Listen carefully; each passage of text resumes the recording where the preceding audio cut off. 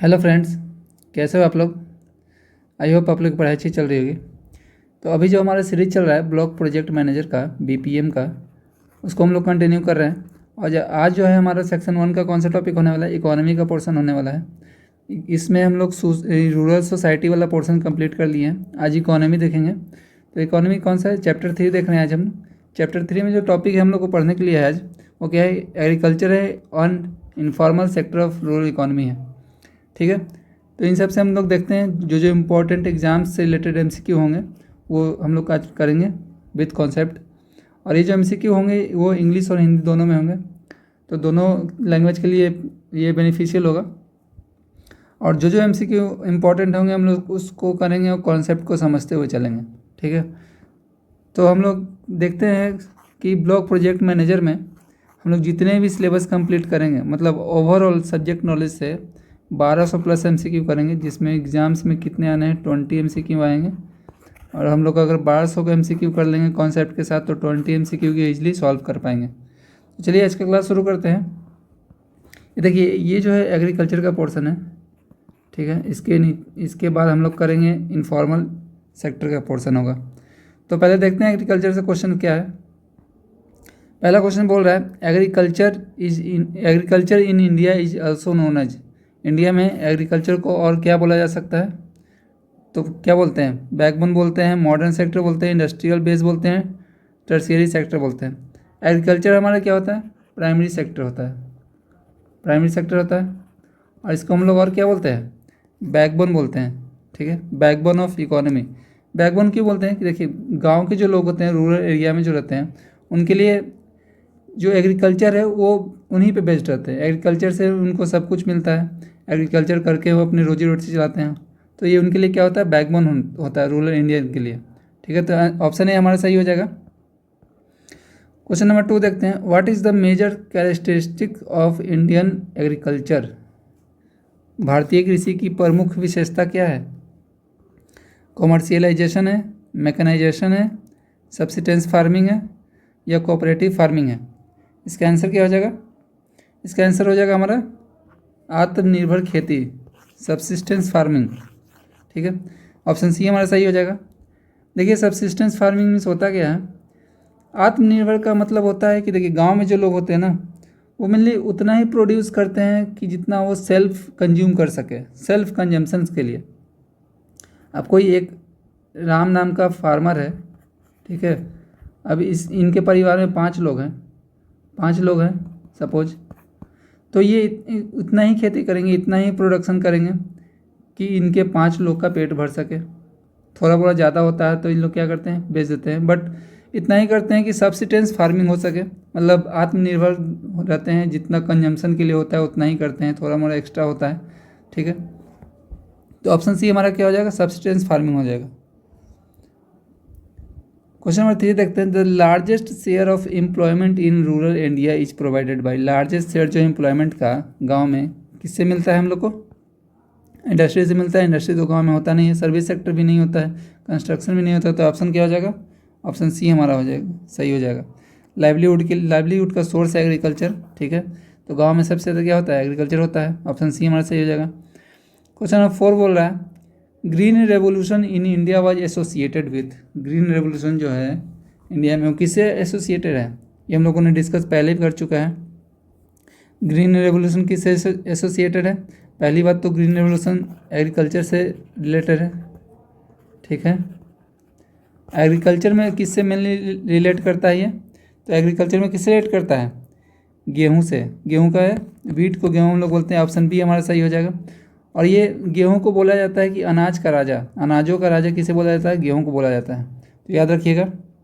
और ये जो ग्रीन रेवोल्यूशन आया था कब हुआ था, 1960 में हुआ था। क्यों हुआ था, क्योंकि हुआ था कि वीट का प्रोडक्शन क्या किया जाए, वीट का प्रोडक्शन जो है इंक्रीज किया जाए। ठीक है, इसलिए ये रेवोल्यूशन लाया गया था।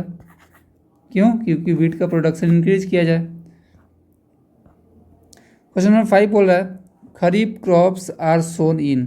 खरीफ की फसलें कब बोई जाती है, हम लोग खरीफ की फसलें कब बोते हैं, विंटर में बोते हैं, समर में बोते हैं, मानसून में या स्प्रिंग में, बताइए। तो इसका आंसर हो जाएगा मानसून। अब ये खरीफ क्रॉप्स होता क्या है, देखिए खरीफ क्रॉप्स वैसे क्रॉप्स को बोलते हैं जैसे लाइक पैडी हो गया, मेज हो गया, कॉटन हो गया, ये सब को क्या बोलते हैं, ये सब को बोलते हैं खरीफ क्रॉप्स। और ये कब होते हैं, ये मानसून में होते हैं, मानसून में ये सब की खेती की जाती है। क्वेश्चन 6 बोल रहा है which crop is called the king of grasses. अभी मैंने बोला कि अनाजों का राजा किसे बोला जाता है, किसे बोला जाता है, ऑप्शन ए हमारा सही हो जाएगा।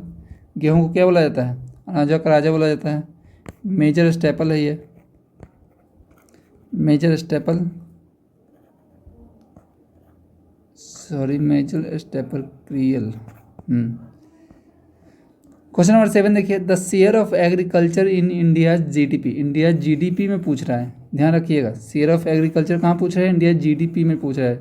इज अप्रोक्सीमेटली, और ये किसके अकॉर्डिंग, 2023 के अकॉर्डिंग, 2023 भारत के जीडीपी में कृषि की हिस्सेदारी लगभग कितनी है 2023 के अकॉर्डिंग। इसका आंसर हो जाएगा ऑप्शन बी हमारा सही हो जाएगा 15%। ठीक है, देखिए क्वेश्चन नंबर 8 क्या बोल रहा है which farming method is most prevalent in rural India. ठीक है, ग्रामीण भारत में सबसे अधिक कौन सी खेती प्रचलित है। तो ऑप्शन ए बोल रहा है मैकेनाइज्ड, ऑप्शन बी बोल रहा है ऑर्गेनिक, ऑप्शन सी बोल रहा है ट्रेडिशनल, ऑप्शन बी क्या है प्लांटेशन। तो प्लांटेशन तो होता नहीं है, ठीक है, मैकेनाइज्ड होता नहीं है, ऑर्गेनिक होता नहीं है, तो ऑप्शन सी हमारा सही हो जाएगा traditional farming. Traditional farming means होता है क्या है कि जो पुराने रीति रिवाज हैं, ट्रेडिशनल है, जो पिछले से आ रहे हैं, पूर्व लोग हम लोग कर रहे हैं खेती, वैसे ही आ रहा है। उतना टेक्नोलॉजी अभी एडवांस नहीं हुआ है कि हम लोग टेक्नोलॉजी की मदद से उतना फार्मिंग कर सकें। ठीक है, तो हमारा ऑप्शन सी सही हो जाएगा। क्वेश्चन नंबर 9 देखिए क्या बोला the minimum support price MSP. MSP का फुल फॉर्म क्या होता है, minimum support price. MSP is announced by, किनके द्वारा अनाउंस किया जाता है। Option A NABARD, option B RBI, option C government of India, या ऑप्शन डी नीति आयोग। इसका आंसर सही क्या हो जाएगा, जो एमएसपी है वो गवर्नमेंट ऑफ इंडिया के द्वारा अनाउंस होता है, गवर्नमेंट ऑफ इंडिया के द्वारा अनाउंस किया जाता है। देखिए एमएसपी होता क्या है, एमएसपी इसलिए लाया जाता है कि फार्मर को जो है फेयर प्राइस मिल सके, एक अच्छा दाम मिल सके, जो भी वो अनाज या जो भी वो खेती से उपजाते हैं उनको एक अच्छा प्राइस मिल सके, फेयर प्राइस मिल सके। देखिए एक एग्जांपल से हम लोग समझते हैं, मान लीजिए कोई एक ए नाम का किसान है, अगर ये सपोज गेहूं जो है वीट वो ग्रो किया है अपने फील्ड में, अपने लैंड में, ठीक है, और इसे वो उपजाने में मान लीजिए कि 1 kg अगर वो ग्रो किया है तो 1 kg ग्रो करने में सारा कॉस्ट मीन्स फर्टिलाइज़र हो गया, इरिगेशन हो गया, या उसका जो बीज हो गया, सब कुछ मिलाकर मान लीजिए कि 100 रुपये का खर्च आया है।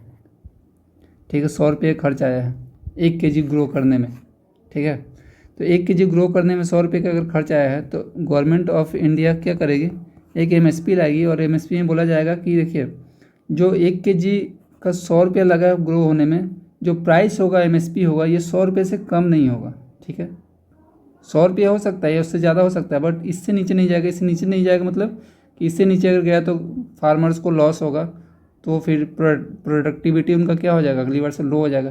तो ये बोल रहा है कि फार्मर को फेयर प्राइस मिल सके, एक अच्छा दाम मिल सके, इसलिए क्या होता है मिनिमम प्राइस सपोर्ट होता है, एमएसपी होता है, मिनिमम सपोर्ट प्राइस होता है, मिनिमम सपोर्ट प्राइस होता है, ताकि उनको अच्छा दाम मिल सके।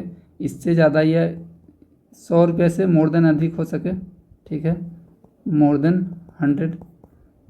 ठीक है, समझ गए। तो इसलिए एमएसपी कौन अनाउंस करता है, गवर्नमेंट ऑफ इंडिया अनाउंस करता है, याद रखिएगा। क्वेश्चन नंबर 10 है who is known as the father of green revolution in India. Who is known as father of green revolution. Green revolution के फादर इंडिया में कौन थे, इनको जाना जाता है एमएस स्वामीनाथन। ऑप्शन सी हमारा सही हो जाएगा। ठीक है, क्वेश्चन नंबर 11 देखिए which state is the largest producer of rice in India. India में सबसे ज़्यादा जो राइस होता है वो कौन से स्टेट से होता है, वेस्ट बंगाल। ऑप्शन सी हमारा सही हो जाएगा। क्वेश्चन नंबर 12 बोल रहा है 12 NABARD was established in. NABARD कब इस्टेब्लिश हुआ था, नाबार्ड इस्टेब्लिश हुआ था कब, 1982 में। ऑप्शन बी हमारा सही हो जाएगा। और आप लोग के लिए एक होमवर्क है, आप लोग कमेंट में बताइएगा कि नाबार्ड का जो है फुल फॉर्म क्या होता है। ठीक है, नाबार्ड का फुल फॉर्म क्या होता है,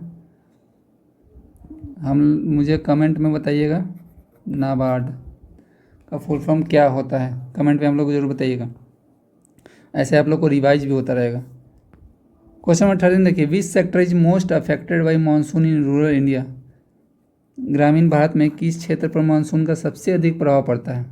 मानसून का सबसे अधिक प्रभाव किस सेक्टर पे पड़ता है, एग्रीकल्चर पे, क्योंकि एग्रीकल्चर पे गांव जो है, गांव में वो लोग किस पे डिपेंडेंट रहते हैं एग्रीकल्चर के लिए, मानसून पे डिपेंडेंट रहते हैं। और अगर मानसून टाइम से नहीं आया तो क्या होता है, खेती नहीं हो पाता है, प्रोडक्टिविटी लो हो जाता है। ठीक है, तो इसलिए इसका आंसर क्या हो जाएगा, एग्रीकल्चर। क्वेश्चन नंबर 14 देखिए, विच crop is considered a commercial crop. Commercial crop पूछ रहा है, कौन सा क्रॉप को कॉमर्शियल क्रॉप कंसीडर करते हैं। वीट कॉमर्शियल क्रॉप है, नहीं। राइस ये भी नहीं होगा, मिर्च नहीं होगा। कॉटन हमारा क्या है, कॉमर्शियल क्रॉप है, तो ऑप्शन सी हमारा क्या हो जाएगा, सही हो जाएगा। ऑप्शन सी हमारा सही हो जाएगा। ये कॉटन क्या हो गया ना कि कॉटन डायरेक्टली कंजम्पशन वाला हो गया, सॉरी डायरेक्टली कंजम्पशन वाला नहीं हो गया, बट ये मेज वीट राइस ये सब डायरेक्ट हम लोग कंज्यूम करते हैं। बट कॉटन जो क्या है कि हम लोग कॉमर्शियल पर्पज़ के लिए यूज़ करते हैं, इसे मार्केट में सेल करते हैं, फिर मार्केट वाले इसको अलग अलग यूज करते हैं। ठीक है, तो ये क्या है, कॉमर्शियल क्रॉप है। क्वेश्चन नंबर 15 बोल रहा है, विच committee suggested land reform in India. कौन सा जो भारत में भूमि सुधार की सिफारिश किस समिति ने की थी, कौन सा कमेटी था वो कौन सा था, दंतवाला कमेटी। ऑप्शन बी हमारा सही हो जाएगा। और इनका फोकस किस पे था, फोकस था agriculture and land reform. Important है, याद रखिएगा। ठीक है, मैं VVI मार्क कर दे रहा हूँ, इम्पॉर्टेंट है, याद रखिएगा कि विच committee suggested land reform in India. कौन सा कमेटी था तो जो कि लैंड रिफॉर्म इंडिया में सजेस्ट किया था, तो दंतवाला कमेटी। और इनका फोकस क्या क्या था, एग्रीकल्चर एंड लैंड रिफॉर्म पे। क्वेश्चन नंबर 16 देखिए, विच crop is grown in both kharif and rabi season. Option है ए हमारा मेज, ऑप्शन बी हो गया पैडी, ऑप्शन सी है बार्ले, ऑप्शन डी है बाजरा। तो इसका आंसर सही क्या हो जाएगा, मेज एक ऐसा है क्रॉप है, ऑप्शन ए हमारा सही हो जाएगा। मेज एक ऐसा क्रॉप है जो कि क्या है, खरीफ एंड रबी सीजन दोनों में ग्रो होता है। ठीक है, both kharif and rabi season. कौन सा आंसर हो जाएगा, आंसर ए हमारा सही होगा, मक्का। ये मल्टी सीजन क्रॉप इसको बोलते हैं हम लोग, क्या बोलते हैं, multi season crop. Question number 17 देखिए, cooperative farming is more popular in India in which state. Sorry, cooperative farming is more popular in which state, किस स्टेट में सबसे पॉपुलर है।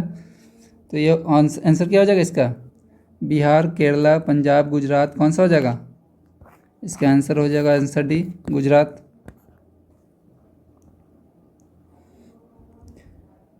क्वेश्चन नंबर 18 बोल रहा है, which revolution is related to milk production.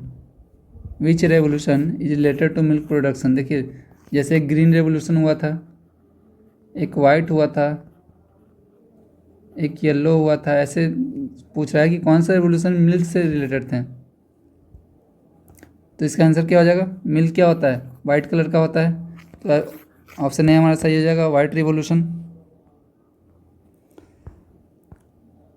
Question number 19 बोल रहा है, which farming method is eco friendly. Which farming method is eco friendly, कौन सा हो जाएगा, ये हमारा होगा इको फ्रेंडली। कौन सा है, ऑर्गेनिक फार्मिंग, जिससे हम लोग बहुत बार सुनते हैं कि ऑर्गेनिक फार्मिंग करना चाहिए। इससे क्या है, क्लाइमेट हमारा सही रहेगा, इससे इन्वायरमेंट सही रहेगा। ठीक है, और ये किससे किया जाता है, ये नेचुरल मैन्योर से किया जाता है, बायो फर्टिलाइज़र होता है, उससे होता है। क्वेश्चन नंबर 20 देखिए, which scheme aim at doubling farming income. कौन सा स्कीम है जो फार्मर का इनकम डबल कर रहा है। किस योजना का लक्ष्य किसानों की आय क्या है, दुगना करना है। तो इसका आंसर हो जाएगा हमारा ऑप्शन डी सही हो जाएगा, डबलिंग फार्मिंग इनकम मिशन। एकदम क्वेश्चन जो बोल रहा है आंसर भी सेम होगा, डबलिंग फार्मिंग इनकम मिशन। ठीक है, तो ये था हमारा एग्रीकल्चर रिलेटेड 20 क्वेश्चंस। अब नेक्स्ट टॉपिक क्या है इसमें, एक टॉपिक बचा हुआ इनफॉर्मल सेक्टर का, जिससे हम लोग देखते हैं आएगा क्वेश्चंस इनफॉर्मल सेक्टर में कैसे क्वेश्चंस है। ठीक है, देखिए पहला क्वेश्चन बोल रहा है which sector is considered at the backbone of rural informal economy. जहाँ भी बैकबोन की बात आ गई रूरल इकोनॉमी में तो क्या हो जाएगा, एग्रीकल्चर रिलेटेड हो जाएगा। तो इसका आंसर क्या होगा, agriculture related work. Option A हमारा सही हो जाएगा। देखिए थोड़ा सा पहले हम लोग जान लेते हैं कि इनफॉर्मल सेक्टर होता क्या है। देखिए दो तरह का होता है, एक होता है फॉर्मल सेक्टर, यहाँ मैं लिखता हूँ, एक होता है फॉर्मल सेक्टर, एक होता है इनफॉर्मल सेक्टर। ठीक है, फॉर्मल सेक्टर वैसे सेक्टर को बोलते हैं जिसमें 10 या 10 से ज़्यादा 10 या 10 से ज़्यादा काम कर रहे लोगों को फॉर्मल सेक्टर बोलते हैं। और इनफॉर्मल सेक्टर वैसे बोलते हैं जो 10 से कम, लेस देन 10 वर्कर, अगर 10 से कम काम कर रहे हो उसको बोलते हैं इनफॉर्मल सेक्टर। अगर मोर देन 10 है या 10 वर्कर हैं तो वो कैसे आ जाएंगे, वो फॉर्मल सेक्टर में आ जाएंगे। ठीक है, देखिए फॉर्मल सेक्टर वालों का क्या होता है ना कि यहाँ पे सैलरी टाइम ये सब फिक्स रहता है। जैसे कोई कंपनी है, कोई कंपनी मान लीजिए कि एक नाम की कोई कंपनी है, उसमें लोग काम कर रहे हैं, 10 लोग काम कर रहे हैं, 10 से ज़्यादा लोग काम कर रहे हैं, तो उनकी सैलरी क्या है, फिक्स है कि हर महीने में 30 तारीख, 31 तारीख, 1 तारीख जो भी है कि इस डेट को हमारा सैलरी आ जाएगा। जॉब सिक्योरिटी है। ठीक है, इसमें क्या है, जॉब सिक्योरिटी है, सैलरी टाइम पे है, ये सब रहता है जॉब सिक्योरिटी। इसमें फिर इन्वॉल्व रहता है हमारा क्या इन्वॉल्व रहता है, ट्रेड यूनियन इन्वॉल्व रहता है। ट्रेड यूनियन क्या होता है, जो कि लेबर या वर्कर को प्रोटेक्ट करता है। किसको प्रोटेक्ट करता है, प्रोटेक्ट लेबर और वर्कर ऑफ सेक्टर।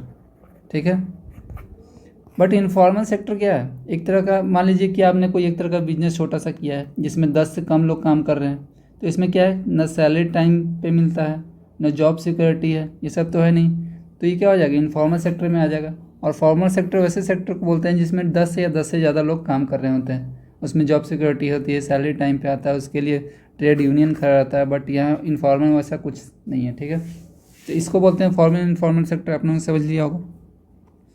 देखिए क्वेश्चन सेकंड बोल रहा है informal sector is also known as. देखिए फॉर्मल सेक्टर क्या है, फॉर्मल सेक्टर एक ऑर्गेनाइज्ड है ना, सब कुछ टाइम पे टाइमली हो रहा है, सिक्योरिटी भी है। और यहाँ पे क्या है, अनऑर्गेनाइज्ड है, न सैलरी का आता पता है, न टाइम पे पैसे आ रहे हैं, न टाइमिंग का पता है, न सिक्योरिटी का पता है, कुछ नहीं है। तो ये कैसा हो गया, अनऑर्गेनाइज्ड हो गया। तो ऑप्शन ये क्वेश्चन सेकंड हम लोग का बोल रहा है informal sector is also known as unorganised sector. Option B हमारा सही हो जाएगा। क्वेश्चन 3 बोल रहा है most rural informal worker are engaged in. ग्रामीण असंगठित श्रमिक अधिकतर किस में लगे हुए हैं, किस में है, तो इसका हमारा ये सही हो जाएगा, सेल्फ एम्प्लॉयमेंट हो जाएगा। गांव में लोग तो इनफॉर्मल सेक्टर में ज़्यादा इन्वॉल्व है ना, अर्बन में क्या हो जाएंगे, अर्बन में ज़्यादा फॉर्मल सेक्टर में इन्वॉल्व है।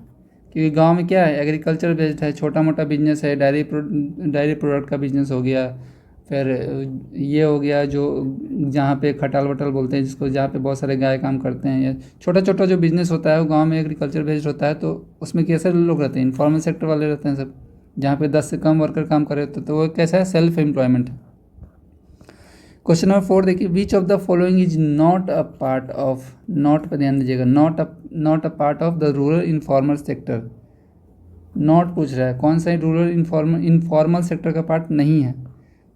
देखिए तो ऑप्शन है केवल street vendor, agriculture labour, daily veg worker, government school teacher. तो क्या हो जाएगा हमारा, ये तीनों जो हैं, ये तीनों क्या हैं, इनफॉर्मल सेक्टर का पार्ट हैं। स्ट्रीट वेंडर भी इनफॉर्मल है, एग्रीकल्चर लेबर भी इनफॉर्मल है, डेली वेज वर्कर जो दिहाड़ी मजदूर बोलते हैं इसको, क्या इनफॉर्मल है। बट ये जो एक गवर्नमेंट स्कूल टीचर हैं, गवर्नमेंट स्कूल के टीचर हैं, इनको तो क्या है, टाइम पे सैलरी मिल रहा है, इनकी सिक्योरिटी है, तो ये क्या होगा, फॉर्मल सेक्टर होगा। गवर्नमेंट स्कूल टीचर जो है क्या होगा, फॉर्मल सेक्टर। तो यहाँ पे नॉट पूछ रहा है, तो ऑप्शन डी हमारा सही हो जाएगा। The rural informal sector mainly lakhs. ग्रामीण असंगठित क्षेत्र में मुख्य रूप से किसकी कमी होती है। ऑप्शन ए हमारा job security, option B low wage, option C social security, option D all of the above. तो मैंने क्या बात किया था इनफॉर्मल सेक्टर में कि वहाँ पे सिक्योरिटी नहीं है, वहाँ पे वेतन टाइम का नहीं है, वेतन कम मिलता है, ठीक है, सिक्योरिटी भी नहीं है, जॉब सिक्योरिटी नहीं है, ना सोशल सिक्योरिटी, किसी तरह की सिक्योरिटी नहीं है। तो इसका ऑप्शन क्या हो जाएगा, डी सही हो जाएगा। ऑप्शन डी हमारा सही हो जाएगा, all of the above. Question number 6 बोल रहा है which percentage of India's workforce is engaged in the informal sector. कितने परसेंट लोग जो इंडिया में हैं इनफॉर्मल सेक्टर में इन्वॉल्व हैं। तो इसका आंसर क्या हो जाएगा, 90% लोग इन्वॉल्व हैं। ऑप्शन डी हमारा सही हो जाएगा, 90% लोग किस में इन्वॉल्व हैं, इनफॉर्मल सेक्टर में इन्वॉल्व हैं। Informal rural sector mainly contribute to, क्या कंट्रीब्यूट करता है informal rural sector, rural employment को क्या करता है, इम्प्रूव करता है, कंट्रीब्यूट करता है। ऑप्शन ए हमारा सही हो जाएगा। क्वेश्चन नंबर 8 देखिए which is a common occupation in rural informal economy. कौन सा कॉमन ऑक्यूपेशन है जो रूरल इनफॉर्मल इकोनॉमी है उसमें कॉमन ऑक्यूपेशन कौन सा हो जाएगा, फिशिंग भी हो जाएगा, स्ट्रीट वेंडिंग भी हो जाएगा, हैंडीक्राफ्ट भी हो जाएगा, सब कैसे हैं, इनफॉर्मल सेक्टर हैं। तो ऑप्शन डी हमारा सही हो जाएगा, all of the above. Informal sector in rural areas is generally characterized by, option A high productivity, option B seasonal employment, option C fixed wage, option D pension facility. तुम्हारा क्या हो जाएगा, option B सही हो जाएगा, seasonal employment. देखिए क्या बोल रहा है, informal sector in rural area generally characterized by seasonal employment, सीधा सीधा आंसर है। क्वेश्चन नंबर 10 बोल रहा है which program aims at providing social security to informal workers. कौन सा कार्यक्रम असंगठित श्रमिकों को सामाजिक सुरक्षा देने का प्रयास करता है, कौन सा हो जाएगा, प्रधानमंत्री श्रम योगी मानधन, PMSYM। इसका ना फुल फॉर्म आप लोग मुझे कमेंट करके बताइएगा, ठीक है। क्वेश्चन नंबर 11 देखिए the rural informal economy is mostly, जो रूरल इनफॉर्मल इकोनॉमी है वो मोस्टली क्या है, मोस्टली क्या है, कैश बेस्ड है, सबको कैश मिलता है, जो सैलरी होती है वो कैसे होती है, कैश होती है, ट्रांजेक्शन बेस्ड नहीं होता है, ऑनलाइन नहीं होता है, नेट बैंकिंग बेस्ड नहीं होता है। क्योंकि क्या है ना कि गांव में जो सेक्टर्स होते हैं ना उसमें तो उतना लोग लेबर जो हैं वो स्किल्ड नहीं होते हैं, स्किल्ड ना होने के कारण उनके पास उतना नॉलेज नहीं होने के कारण उनको जो है वो फैसिलिटी नहीं मिल पाती है टेक्नोलॉजी से रिलेटेड जो उनको चाहिए। तो पेमेंट जो होता है कैसे होता है, कैश बेस्ड में होता है, कैश पैसे मिलता है उन लोग को सैलरी के बेस पे। क्वेश्चन नंबर 20 देखिए which of the following is a major problem पूछ रहा है, प्रॉब्लम ऑफ इनफॉर्मल सेक्टर।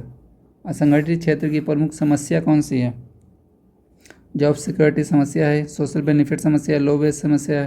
तो इसका ऑप्शन डी हमारा सही हो जाएगा, all of the above. Question number 13 देखिए which type of unemployment is common in the rural informal sector. Which type of unemployment is common, क्या पूछ रहा है, अनएम्प्लॉयमेंट इज कॉमन किसमें, इनफॉर्मल सेक्टर में पूछ रहा है। तो क्या हो जाएगा, ऑप्शन बी हमारा सही हो जाएगा, डिसगोस्ट अनएम्प्लॉयमेंट, आवरण बेरोजगारी।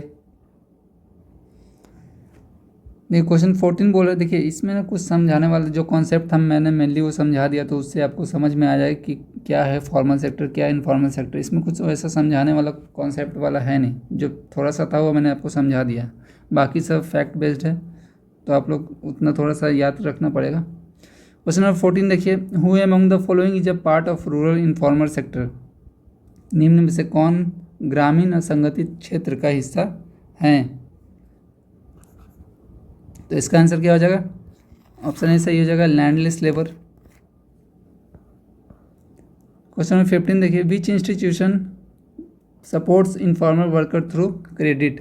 कौन सा इंस्टीट्यूट है, कौन सा है कि जो कि सपोर्ट करता है। तो इसका आंसर क्या हो जाएगा, एग्रीकल्चर के लिए नाबार्ड होता है। और इसका मैंने कमेंट बॉक्स में क्या पूछा है आप लोग का, फुल फॉर्म पूछा है।